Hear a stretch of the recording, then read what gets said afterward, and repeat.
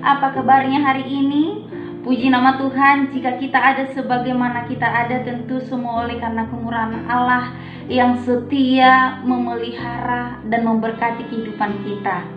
Pada malam hari ini, saya mengajak kita semua untuk merenungkan satu dari bagian firman Tuhan yang tertulis dalam Yohanes pasal 21 ayat yang ke-6. Beginilah bunyi firman Tuhan. Maka kata Yesus kepada mereka, tebarkanlah jalamu di sebelah kanan perahu, maka akan kamu beroleh. Lalu mereka menebarkannya, dan mereka tidak dapat menariknya lagi karena banyaknya ikan. Firman Tuhan malam hari ini berbicara mengenai cara Allah bekerja, berbicara mengenai kuasa Allah yang tidak dapat diselami oleh manusia. Dikatakan dalam firman Tuhan ini bahwa murid tidak mengenali Yesus pada saat itu. Mungkin kita sepakat, seseorang yang tidak kita kenal sulit untuk dipercaya. Lalu bagaimana murid bisa mempercayai perkataan Yesus? Di mana mereka adalah nelayan, tentu mereka tahu tempat-tempat di mana mereka harus mencari ikan, yang pasti bukan di tepi danau. Namun perkataan Yesus yang mereka dengarkan tidak serta-merta akhirnya dijadikan perdebatan. Karena mungkin secara emosional bisa saja dalam kelelahan, dalam rasa capek, dan dalam kegagalan mereka berkata kepada Tuhan, itu bukan ide yang bagus. Tetapi ternyata murid hanya mampu mendengar dan melakukan apa yang Tuhan percayakan, apa yang Tuhan perintahkan bagi mereka. Dan akhirnya alhasil apa? Dikatakan dalam firman Tuhan ini, jala itu penuh dengan ikan dan mereka sulit untuk menariknya kembali. Kini apa yang mereka cari akhirnya mereka dapatkan.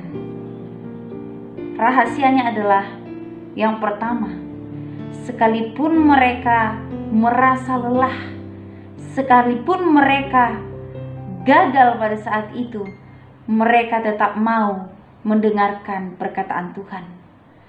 Mereka tetap mau merespon apa yang Tuhan sampaikan.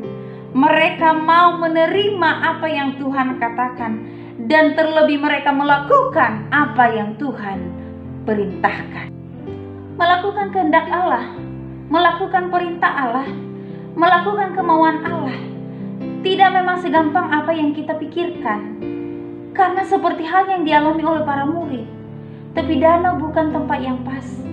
Tetapi pada kenyataan, para murid tidak mengandalkan kemauan mereka, tetapi mereka mau melakukan kemauan Allah. Ini bisa membuat suatu pola pemikiran bagi kita bahwa dalam kehidupan ini kita harus melakukan apa yang dikehendaki oleh Allah bagi kita, sekalipun itu tidak masuk akal, sekalipun itu sulit, sekalipun itu tidak sesuai dengan cara-cara kita. Tetapi tetap cara Allah adalah yang terbaik. Jangan memaksakan kehendak kita kepada Allah, tetapi biarlah kehendak kita yang dikuasai oleh kehendak Allah. Lihat, para murid akhirnya mendapatkan apa yang mereka cari. Akhirnya mereka menerima lebih dari apa yang mereka pikirkan. Inilah cara Allah bekerja dalam kehidupan umatnya. Yang pasti yang harus kita lakukan, yang harus kita kerjakan adalah sebagaimana murid sudah taat, sudah mau melakukan perintah Allah, dan sudah mau mendengarkan dan menerima apa yang Tuhan katakan, kita juga haruslah demikian. Sehingga apapun yang kita rindukan, sekalipun kita mengalami kegagalan, kita tetap merasakan bahwa Tuhan Allah baik dalam kehidupan kita, dan Dia tahu memberikan, mengerjakan sesuatu yang pantas untuk kita, orang-orang yang selalu setia kepada Allah. Amin. Kiranya firman Tuhan ini menjadi berkat bagi kita semua. Tuhan Yesus memberkati. Shalom.